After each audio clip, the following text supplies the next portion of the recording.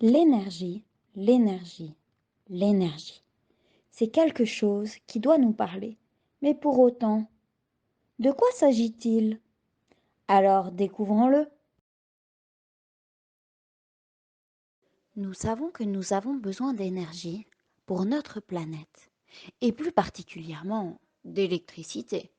Mais finalement, qu'est-ce qu'une énergie? Il existe une multitude de sources d'énergie. Le vent,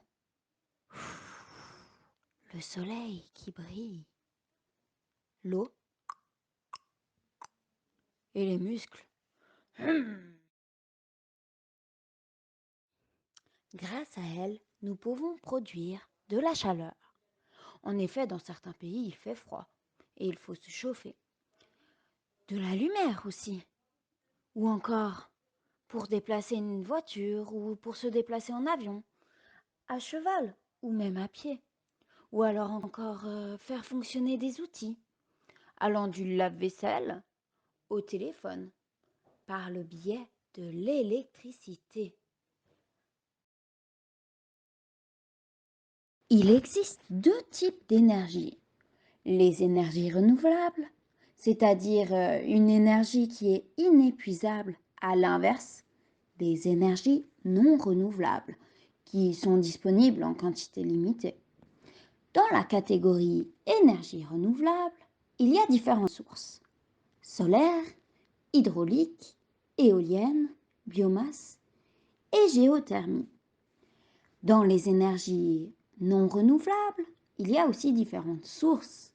Il y a les énergies fossiles et les énergies nucléaires.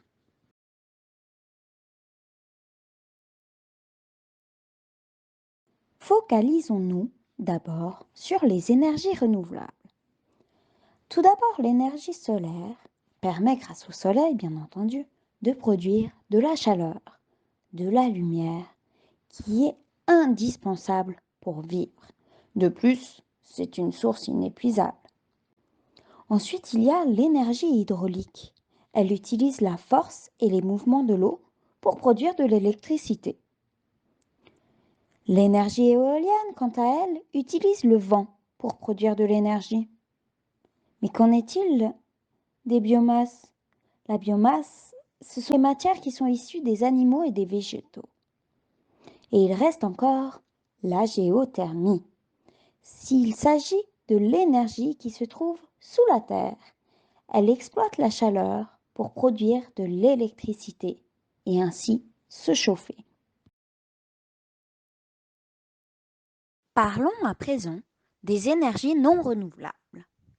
L'énergie nucléaire permet de créer de l'électricité. En Suisse, le peuple a voté de les fermer progressivement. Mais pourquoi donc? En fait, nous avons besoin d'uranium pour exploiter l'énergie nucléaire. Mais l'uranium est une matière très dangereuse. C'est pourquoi le peuple a voté de fermer les centrales nucléaires progressivement. Ensuite, il y a les énergies fossiles. Elles correspondent à 80% des énergies que nous consommons. Mais le problème, c'est qu'elles sont très polluantes. Il y en a trois principales: le pétrole, le charbon et le gaz naturel. Pour pouvoir utiliser toute cette énergie dans notre maison, il faut bien trouver des moyens de la transporter et de la stocker. Mais comment faire? Prenons l'exemple d'une centrale hydraulique. Elle permet de stocker l'énergie car nous pouvons choisir à quel moment ouvrir les vannes pour que l'eau se déplace dans les turbines et ainsi produire de l'électricité. C'est le meilleur moyen actuel pour stocker de l'énergie. Nous pouvons voir ensuite que le transformateur va transformer cette énergie en électricité. Bien entendu, il existe d'autres moyens de stocker l'électricité, comme les piles ou les batteries qui permettent de relâcher l'électricité quand nous en avons l'utilité, ou encore l'hydrogène qui est un gaz léger qui ne pollue pas. Il permet de stocker l'énergie solaire et éolienne. Malheureusement, l'hydrogène coûte passablement et est encore en phase de développement. Le stockage d'énergie reste encore un défi que nous devons perfectionner. En Suisse, au niveau du transport d'électricité, nous utilisons principalement les lignes à haute tension. Elles permettent de transporter l'énergie avec moins de pertes sur de très longues distances. Elles sont constituées de pylônes pour maintenir les câbles à une distance suffisamment éloignée du sol et des obstacles, sans quoi nous pourrions être en danger. Malheureusement, comme ailleurs dans le monde, la Suisse doit faire face à la crise énergétique. De quoi s'agit-il? Il s'agit d'une situation dans laquelle nous consommons beaucoup d'électricité, mais la production ne suit pas. En effet, la Suisse produit plus qu'elle ne consomme pendant le mois d'été. En hiver, elle doit importer de l'électricité des pays voisins, principalement la France et l'Allemagne.